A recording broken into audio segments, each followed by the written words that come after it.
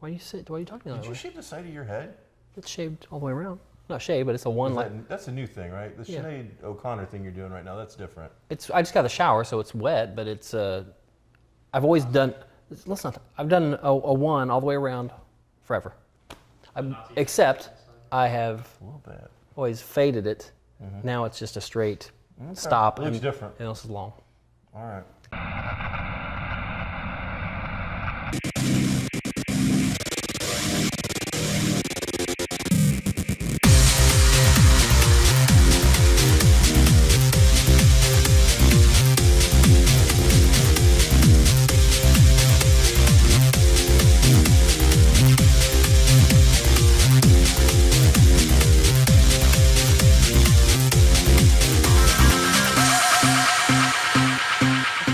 Hey everybody, welcome to GeekStorm. I'm Sean Hilton, owner of Comics Cubed, located in the heart of downtown Kokomo, in the middle of Geek Street. Today, we're filming upstairs at the most fabulous toy store in the entire world, the Willy Wonka of toy stores, some would say, right here also in Geek Street, and that is Kokomo Toys and Collectibles. I am joined today by my good friend and compatriot, Michael Alan Harrison. Nobody ever actually calls you Alan. Nobody. You're the only person that I does just it. like saying it. I don't know why. Yeah. That's like serial killer stuff. I know. I was just talking about stabbing you with a pen, so maybe, maybe that had something to do with it. I don't know. It's a nice pen. I would hate to waste it on such a horrible thing. It's just a pen. So, Mike, yes. We had lots of San Diego Comic-Con coverage so much stuff going on today. Right. But before we do that, I want to get on with my rant so I can get my blood pressure up and we can get going again. All right. All right, so open letter to people who write open letters. Knock it off. Nobody cares. I don't care that you don't like the fact that J.K. Rowling continues to expand the Harry Potter universe and you want her to stop. I don't care. I don't care that you don't like the fact that salads cost more than burgers. I don't care that you want to write an open letter to Walking Dead so they're going to change the ending to a TV series that you want to watch. I don't care. Your open letters are stupid. They're just like badly placed blogs of you yammering about stupid feces that nobody in their right mind gives about. It is nothing but clickbait and crap. Open letter to my, just stop, okay? It's so annoying. Have you read any of these? Open letter to Mike. I just listened to one. So that is my open letter to open letter writers. We just stop. Okay. Stop, just stop. So San Diego. So you don't want anybody's opinion on anything? Is that basically what you're saying? I love opinions. It's when it comes in the form of like a fake article that's about to tell me something, and then it just turns out to the latest one I read was open letter to J.K. Rowling's. You know what? My childhood was so good, but you won't stop. You won't stop creating this stuff. It was like a limited series that, and his whole life story of how this impacted him. But it appears that nobody else can continue to enjoy that Harry Potter theme. And I've also seen him for Game of Thrones and Walking Dead. Now, and realistically, though, politics realistically, are you Ghostbusters? Are you more upset that you got clickbaited or that the content of the letter? Oh no, I itself? actively click on clickbait all the time. Why would you do that? Because I want to know what they look like. You're perpetuating the problem.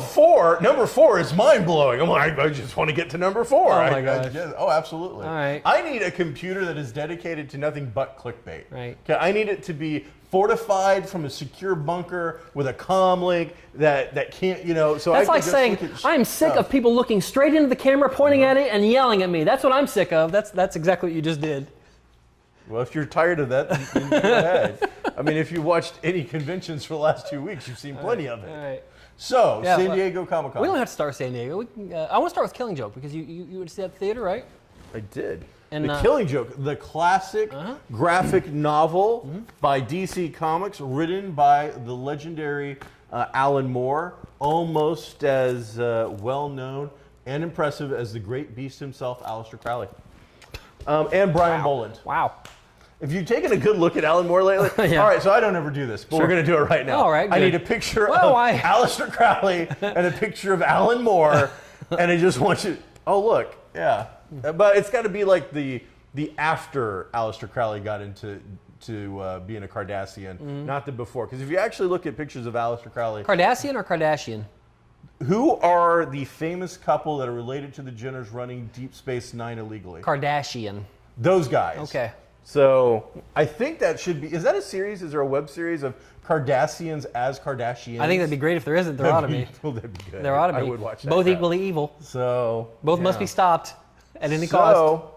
Yeah, I went and checked it out. It's came out in like 1986 originally. It is the first comic book that I personally speculated on, meaning I bought multiple copies thinking that this book could one day be worth more than I paid for it, and now the book is selling. I've just sold a first print in really nice shape for about $50. Speaking of prints, that's the first, in my memory anyway, that I can remember seeing a second and third print of. And it's like in the 10th or 12th print probably now, I'm sure. But they've canned the softback printings, and now they're just producing doing it an there. $18 hardcover deluxe version. Walden Books in the Mall is where I got my copy of Killing Joke. Wow, way and back in the was day. stung by the fact that it was a second printing by the time that I got it. I know. I did buy 2 first prints at a place in Fitchburg, Massachusetts. Nice, excellent. Call it Fitchburg. Fitchburg. Those of you in Fitchburg walking. I saw it as well. I saw it on the computer rather than the theater. Was there any How much did you difference? pay for that? 0. Was there any difference in the theater experience? It appears, yes. It was a $12.50 times 2 experience is the difference. So about $25. Wow, all right. So that was a difference. Anything extra? Any before or after? Did you get to see, there was a saw just the 10-minute movie. documentary after it? So if you went to the theater and saw it, you got to see the movie, and then to help pad the length of time, besides the pad that we'll talk about that they added to the actual film, they gave you like a 10-minute documentary about the music and that song that they sing in the thing as well. Talk about the little choreography and how you choreograph animation to this song so we'll go into that as well. But my theater in Kokomo, which did hold the event, it was $12 a ticket, and normally people might get a little sticker shock. But I go to quite a few Fathom events. You and me have gone to the marathons, and they always cost more. Sure. So anybody but it didn't seem to turn anybody away, because my theater on Monday night for it was packed at 7:30. Was it? Yeah, I won't say it was absolutely full. You could find seats, Right. but you weren't finding anything in prime real estate, and you weren't sitting with like more than 3 people. Wow, that's great. There was like somebody was sitting direct. We were in the very back row. It wasn't a huge theater. It was one of the smaller theaters. Somebody sitting directly in front of me, because 3 minutes before the film's actually about to begin, it's starting to fill up. And so there was a really good crowd for it. It seemed to get some really good acceptance. Cool. They did talk about it at San Diego Con a little bit. My take on the movie was the part that is adapted from the book was done incredibly well. It looks pretty good. The problem with animation is, versus this book, is Brian Boland's art is absolutely just on point. He is an amazing artist. And this, again, from '86, the art, it's not photorealistic, but it is so much more realistic and almost has a painted, thick, colorful style. This came out, when it came out, it didn't come out on the normal comic paper. It originally came out on like super high-end, glossy, really rich paper, and they were able to use non-traditional kind of comic coloring to it. So it's beautiful. It looks amazing. The story itself is riveting. When you go and you try to animate that, they got a few key scenes where they're able to basically copy and make it look really good. But overall, you got a really high-end quality version of the Batman adventures from Just speaking to that the particular 90s. point about the crossover to the animation, I thought the Joker's face looked awful in several of the shots. It looked hand-drawn and by me. And I don't know if it's because it was whitewashed or because it's hard to get depth in the type of animation they were doing on a white surface or what, but part of it looked really, really bad. I thought a few of them looked wide and puffy, whereas the Boland take is very elongated and narrow, which gives it that more creepy effect. Right. So the downside of it, though, was the padding. To get this to be a feature-length type movie, they added an entire episode of the Batman Adventures 90s TV show, upgraded to a 2016 adult sensibility, is the best way to describe it. Because you could have cut out the entire padded section. So the beginning now starts with an Batgirl specific episode of a TV show, straight down to a cheesy villain with a cheesy name that has a crush on Batgirl. Now, in the book, it opens up after that happens. However, they're trying to say that the reason that this element of this long 30-minute section of Batgirl was added was to empower her. I'm going to use the air quotes on that one. It was to empower Batgirl. No, it wasn't. No, I didn't see that at all. Happily take on the writer, Azarella, and whoever else is involved, and he can call me whatever names he wants to. We'll get into that as well. But it wasn't about that. Now, I do believe it served a very important purpose, but let's not cover up that purpose by saying it was empowering. You were humanizing a character to an audience that is not familiar with your source material. Because you're getting ready to maim her. Exactly. And so that's got to mean something. In the book, the readers who bought this for $3.50 back in the day when a comic was 75 cents had a connection to the Batman universe. They knew who Barbara Gordon was. Right. At the point that the horrible thing happens to her in this, where she is affected by the Joker in a very negative aspect.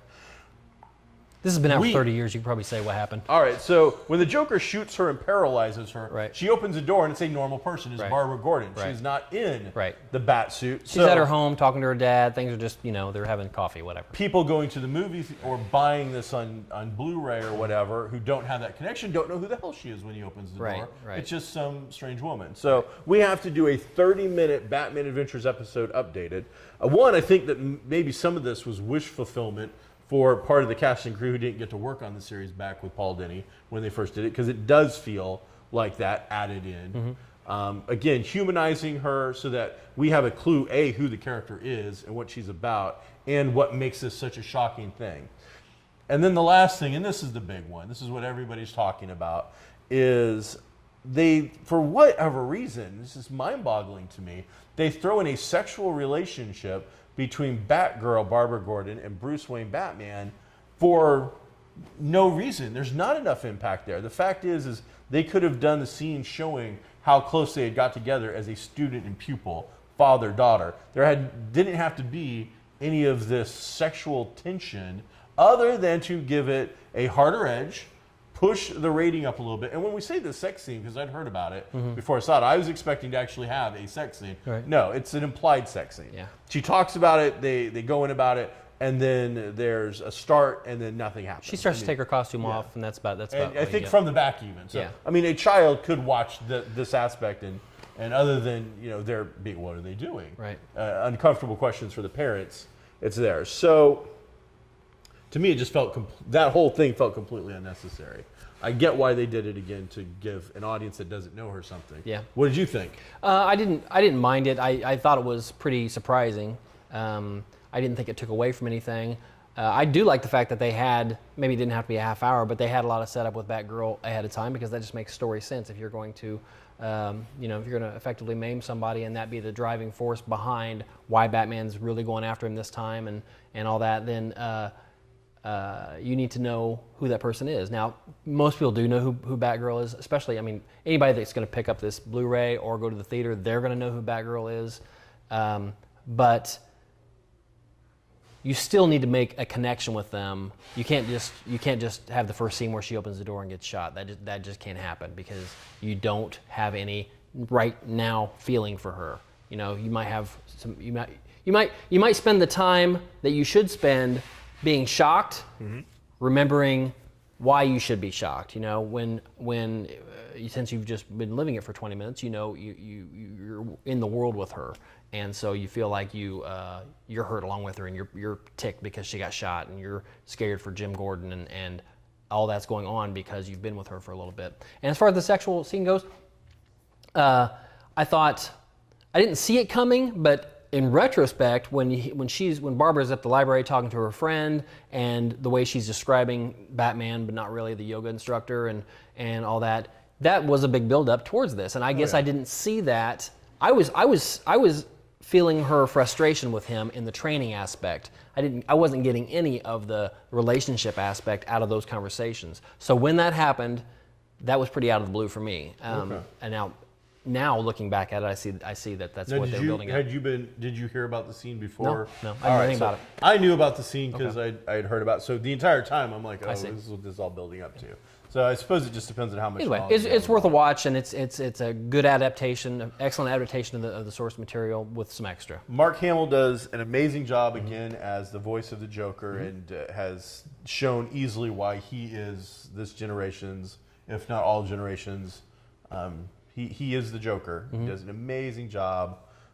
The actual story, though, is one that we see over and over and over again. And again, when this was done 30 years ago, it had still been done over and over again. But now we just saw it with Daredevil on Netflix. It's a story of how one bad day can affect everyone's life. This is basically the Joker trying to give Jim Gordon that one bad day to prove to him that he could break Jim Gordon. And by breaking him, show Batman, this can happen to good people. It can happen to bad people. Anything can happen, and this is what it leads to, which I think is the theme of Daredevil season 2. So some people I think have seen that are going to go, oh, this is it's kind of ripped off from that. I will say this about the movie, and it held true for me the first time and every time subsequent that I read the actual book. The last scene where he tells the joke and they both start laughing, I thought didn't fit at all. I thought this is the scene where Batman kills you. This isn't the scene where you get to crack Batman up. Regardless of how they want to continue making Joker stories. This is what, in the early 90s, late 80s? 86. 86. Obviously we're far past that in Joker stories, but I almost wonder if that was a brand new concept today, if they wouldn't just go ahead and kill him, knowing, oh, well, we're DC, we'll bring him back whenever we feel like it anyway. But that would have been a better Joker's death story than what it was. And Alan Moore's come out and said that looking back on it, he wouldn't have done this particular situation. It did eventually lead to the creation of Oracle, who became a very popular character. But I do want to point out that the creation of Oracle was done by an entirely different creative team. They basically took lemons and made lemonade. But it's a weird situation. So hey, so that was that. Sure. Yay. I enjoyed it, but yeah, it is not a feel-good, happy movie. It's very dark. Not something not that kids. you want to see the kids with. No. You're not walking away with the typical action Batman kind of feel. There's very little fighting. There's very little Batman. It's more of a drama, almost mind game kind of a thing throughout it. So there you go. Yeah. So, Killing Joke. Killing Joke, yay. Well, we got to talk about that. Yeah. You got a list. I have a big list. A lot happened. Hit the next list. A lot happened. Okay, San Diego Comic-Con happened. It's always a big deal. It gives newscasters an opportunity to giggle at costumes and to laugh at the nerds. Great, good for you.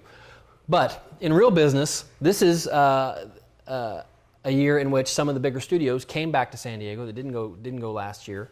Some of the non-superhero stuff we can just hit really quick, as we saw a new Kong trailer. I love Kong. I didn't mind that at all. It's updated to the 70s, it looks like. No, it looks pretty modern to me. I think it's supposed to be it's the Vietnam era kind Is of it? thing. Yeah. Okay. I Pretty thought I saw sure. some more modern stuff. It's okay. I mean- Either way, it's not in the 20s like it No. before. It's not. It's still a period piece, but I think it's going to be. I really I liked everything I saw. I liked they didn't throw Kong all over the screen, and that it looked and felt. Good. You had some big stars. You had John Goodman, who's an actor. I think Tom Hiddleston. Thanks for telling us that.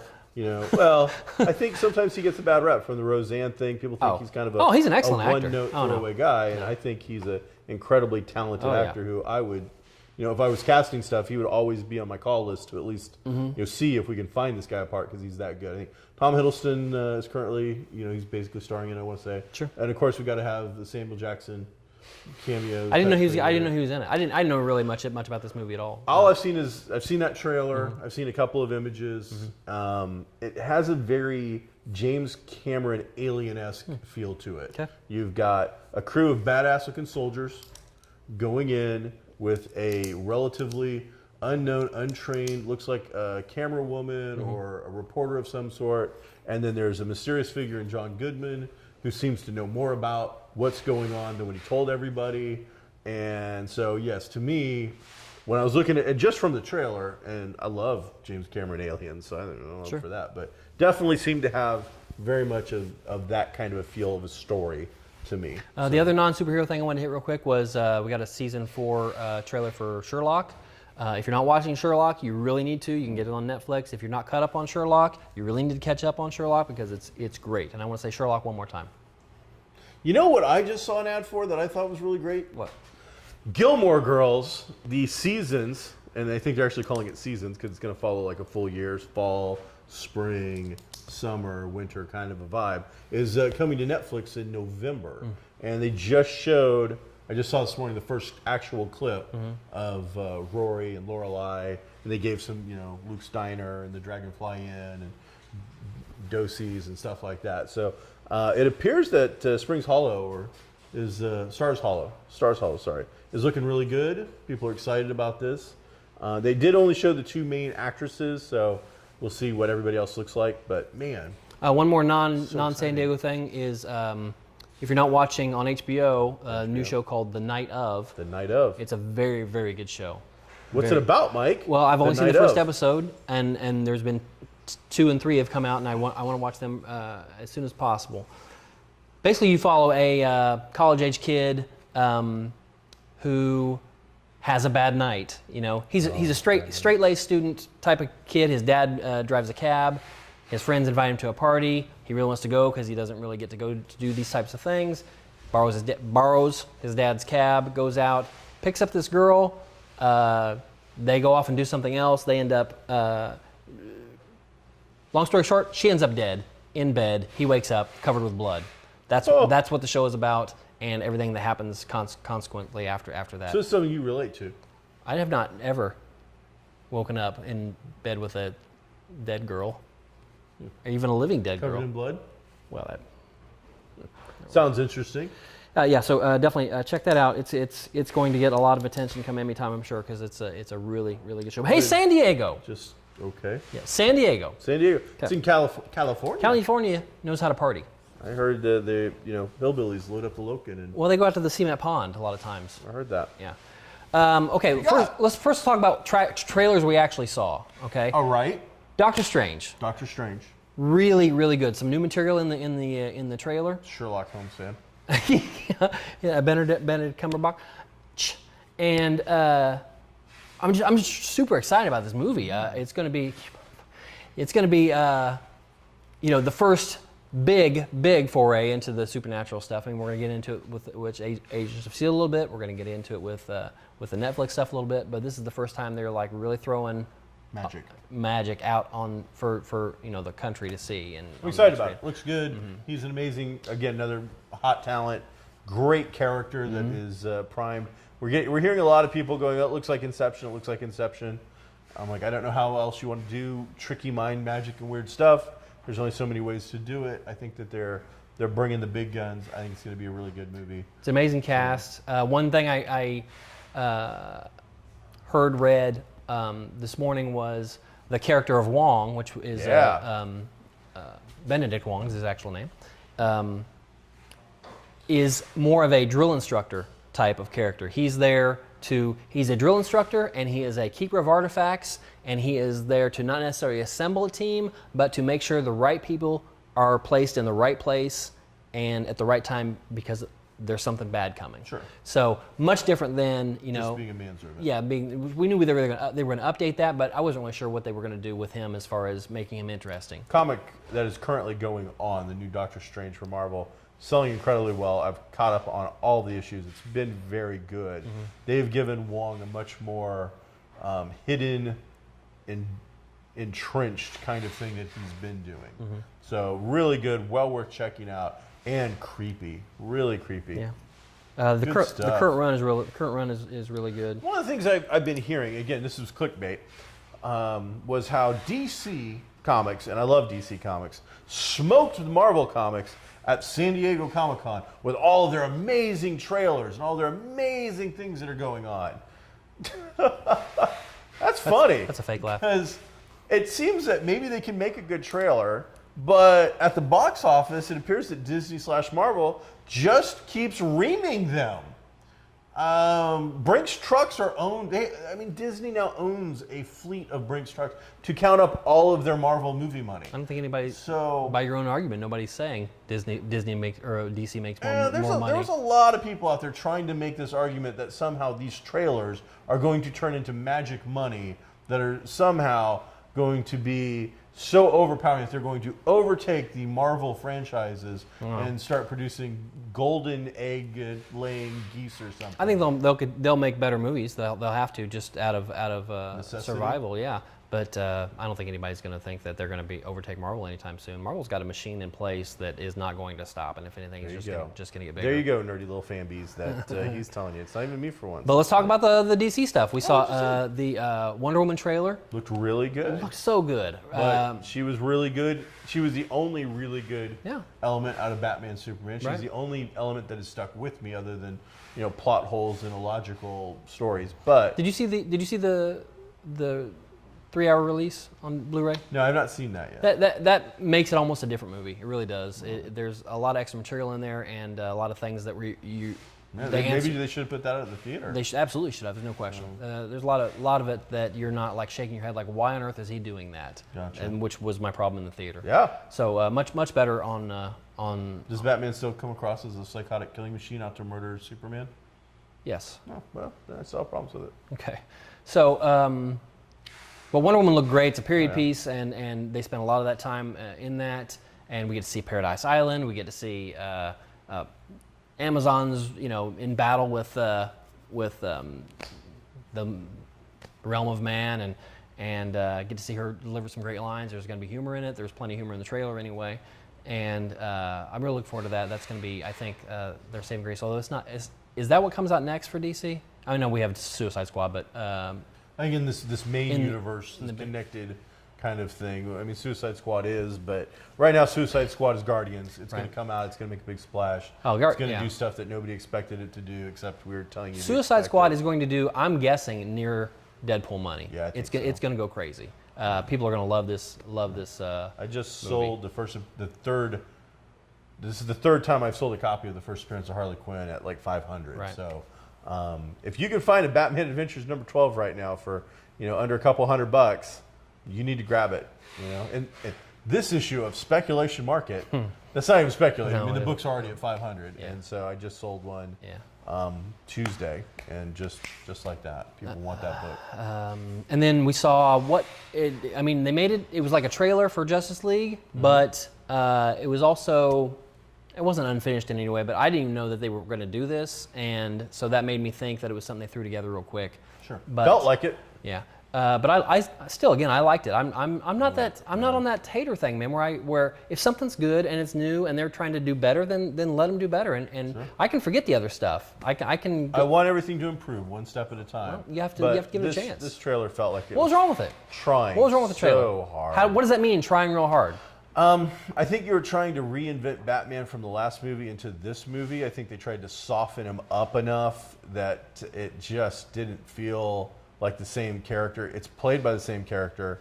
Didn't feel like the same Bruce Wayne that we'd already seen. Okay, we saw that switch during Batman versus Superman. All right. We saw hard, mean, killing Batman up until Martha, and from then on, from then on, for the rest of that movie, completely different guy. He was Batman Adventures Batman. The rest of that movie. Well, Okay, you've so watched it they're more just than I. I'll they're have just to double-check they're that. just continuing that. He's on a mission now for whatever reason. He's on the side of the angels and wants to be this guy that's doing the Magnificent Seven. So Gotcha. So then we saw him teaming up with Wonder Woman again. That looked pretty interesting. The stuff with Aquaman, still, they're gonna, Mimosa, is it Mimosa or is that a drink? Mimosa's a drink. That's Jason Momoa. Momoa. He's got an interesting look. They've departed from the classic, traditional look of Aquaman, and they tried to play it up. I haven't seen a lot of stuff he's in. He comes across as a guy that looks really good, has an incredible charisma. But I haven't seen anything where he actually delivers in the acting department. Unlike John Goodman, who doesn't have the look and I think has the chops. I'm not so sure with this guy whether he can pull it off or not. If you would watch more than one episode of Game of Thrones, you would see that he does brood quite a bit, but once given the chance, he does some great work on that show. I saw him in a crappy movie with Stallone where they're like two hoods, and he was decent in that. Okay. So I need to give him more of a chance. Oh, sure. The only scene that actually appealed to me out of the little clip was the Flash bit, where we see Flash being very Flash-like and kind of humorous, but more Wally West Flash than the Barry Allen Flash. So it almost seemed like there was a hint of the CW TV show and the guy's kind of delivery. And then Cyborg, I didn't really see enough to care one way or the other. They're gonna have to really kind of work that angle. Yeah, I don't know how that Cyborg is gonna go. I mean, he doesn't have the charisma that Iron Man does, but he's still saddled with all this. You know, the actor's only gonna get this much, you know, to be able to emote and to make us like him if we're supposed to like him. So that's gonna be tough. So didn't leave much of an impact on me. Hopefully they can pull off something that gets a little more interesting. I really didn't see or hear anything about Marvel other than Doctor Strange. I don't know. I mean, it seemed like a lot of DC stuff. Well, they did. I'm much more interested in Suicide Squad right now. They did a lot of stuff this year just for the panel, just for Hall H that didn't get thrown out there. All the Guardian stuff was just for Hall H, and all the Spidey stuff was, I think, mostly was just for Hall H. The Spidey stuff, again, they really pushed the fact that this is a high school thing. You're going to see Liz Allen, you're going to see Ned Leeds, you're going to see Flash Thompson. These are all famous Spider-Man characters from the early years. Yeah, it's very, very much like that, and you're going to see Spidey in class or Peter Parker in class a lot, and this cool. Back to this thing where he's this guy and he can do all these things, but he's got to pretend he's not. And you know, when some girls are saying, "Oh, Spider-Man's so cool," he's got to, you know, not be cool. Yeah, he's got to everybody be cool, and so there's a lot of Everybody be cool. This is a Robert. No. All right. The other thing was Guardians of the Galaxy. And we did get some big news out of that. Yes. And let me describe, instead of just saying what that kind of big news is. Describe. Let me describe how it happened in Hall H, because I've seen. I haven't seen it. Well, I haven't seen it either, but I've heard it. I've heard it told two different so ways. This is hearsay. Objection, Your Honor. Hearsay. Continue with your hearsay. Permission to treat Sean like a hostile witness. Okay, so.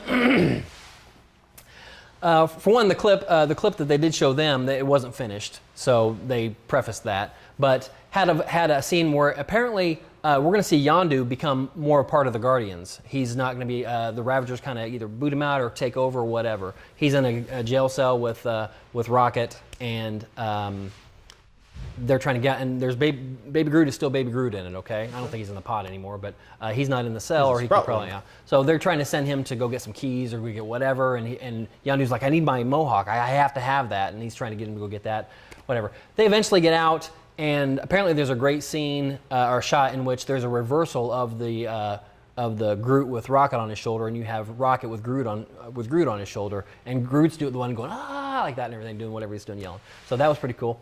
And then when we get down to the thing where we talk about Kurt Russell, he's a planet. See what you just did? What? I was getting ready to say the thing, and I even said previously, I said, let me tell you, describe what happened rather than just say it. And then you just said it. Oh, cool. You just shallabowed me all over again. Okay, that's another story. So, Plates.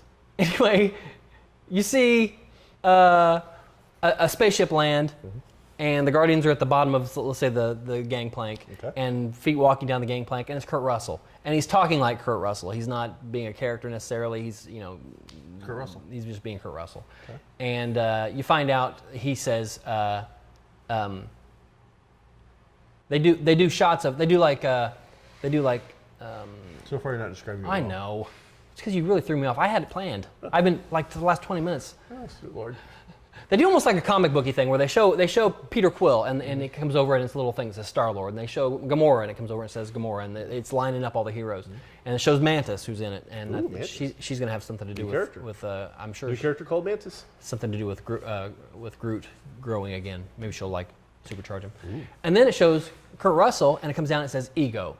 And I guess the crowd goes crazy, and apparently there's a scene which is again probably pretty funny, in which he comes down and introduces himself, says he's Ego, and says that he's Quill's father. And Drax is like, the way he describes it, he's a planet, Ego the living planet, and he was lonely and decided to make a form for himself to go out and explore and do this and that. And so Drax is like, you may have to bleep this. Drax is like, so you have a penis? And he's like, and Star-Lord's like, I don't want to hear this. I don't want to hear this. He's like, well, yeah, I do have. It's pretty great, actually. He's like, and Drax looks at Quill. He's like, he would have had to have a penis to have sex with your mother to make you. And he's like, I don't want to hear. It was just very funny. That's all. That was it. Yeah, that's funny, and that's not on YouTube, so just for our viewers. so sorry. Whatever. It's enough of penis talk, I guess. So, all right. So, in real speculation comic book market, because it turns out I really do own a comic book store. Whatever. Right now, we are seeing a speculator's market like we haven't seen since the 90s, which simply means that people are now investing and hoping for big payoffs. So, right now, I would highly recommend trying to find Ghost Rider #1 that came out just a few years ago, featuring this new character that is going to be in S.H.I.E.L.D. Robbie Reyes. This character is not the Johnny Blaze character or the Danny Ketch. All the versions of Ghost Rider you've seen on the motorcycle. This is one of Marvel's attempts to do the whole integration of new ethnic characters into the DC universe or the Marvel universe in a way that works. So the idea is that the spirit of vengeance, which is really what Ghost Rider isn't based on the motorcycle. It is based on the person, and the conveyance in which they move themselves about, whatever that should be, becomes It was a horse. a thing. Yes, the very first Ghost Rider was in the West, so it was a horse. These two guys run a motorcycle. I know that's where you were going. I was trying to get to Oh, it so for yeah, you. you can't do that to me. It doesn't work. So the new guy is a street racer, very fast and furious. So he's a brand new character. He's not one of the old Ghost Riders that has been repackaged. He's his own new character. And so that book has jumped up from practically dollar bins up to, I just checked eBay yesterday they're selling for about 12 to 15 right now. That's before the show comes out and before wide public really understands that this isn't the same Ghost Rider. So I think you can still find these books really cheap. I sold a copy to Bob Cole, one of my best customers yesterday, for $3.50 because it was still in the box. And no joke, as I was saying, hey, you guys need to be on the lookout for it. It's going to be a hot book. He pulls it as I say it out of the box, and they go, whatever's on it, it's going to sell it. But if you don't buy it right now, it's going on the wall at $15 as soon as you put it down. So if you're looking to speculate, you're looking to buy some comic cheap and hopefully get some money out of it. But keep in mind that these things are very quick. Those comics aren't that old. They're in great shape. They're available. So the idea is hopefully buy one for $3 to $5 and sell it for $20. If you're going to try to hold on to that book and hope it gets up to $200, $300, $400 anytime soon, that's a long game, and I don't think it's going to pay off with that character. But short game, if you just want to turn a McDonald's hamburger into a Red Lobster meal, then I think that could possibly happen. How about Sizzler?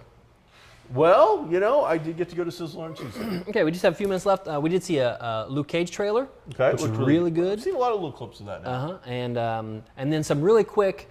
I don't know if you actually call it a trailer or more of a teaser, but you had the Iron Fist. Yes. And you had one for Defenders as well. The Defenders was really like a lot of clips. Yeah. Well, no, it was a lot of clips from the other shows, and they put some new stuff in there as well. And then you heard some stuff from Stick that was new, and you get a feel of maybe how the villain things are going to go with Defenders, and you see they're just tossing you. That's their first shot of what the end game is going to be. And my hope with Cage is that I hope it is a serious, fun show, but I hope it is lighter, more digestible fare than Daredevil and Alias was, or Jessica Jones. I don't remember what it was called. It was either one of the other. Jessica Jones. I love both those shows, but man, they're just depressing.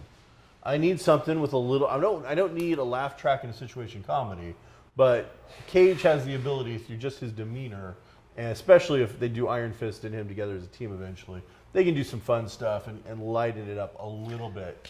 Here's the difference, I think, between those shows is that at the very least, Daredevil had Foggy Nelson to lighten things up, and you knew every scene he was going to be in was, number one, he was amazing. I think he stole every scene he was in. He's by far he was a better my Foggy. favorite Mighty Duck. He was a better Foggy than Matt was a Daredevil.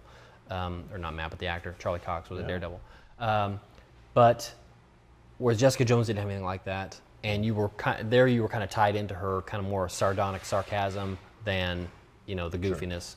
But I don't know. I cast of supporting characters for Luke Cage. I don't know. Hopefully we get some Jessica Jones, but that doesn't lighten it up any. No. So we'll see how it goes. Hopefully it'll be good. Yeah, I'm looking forward to all of it. Marvel's just knocking it out of the park in everything they do right now. They have not stubbed their toe yet, I think, and I'm hoping that they continue to do great stuff. There's just so much. Oh, one very. You're out of time, but sure. Oh no, we have like 30 seconds. Is that I like so much that they are pulling all these third tier characters out and making them great. Yes, Ego. That's I know. With a penis. His human form has one. He's got a planet penis.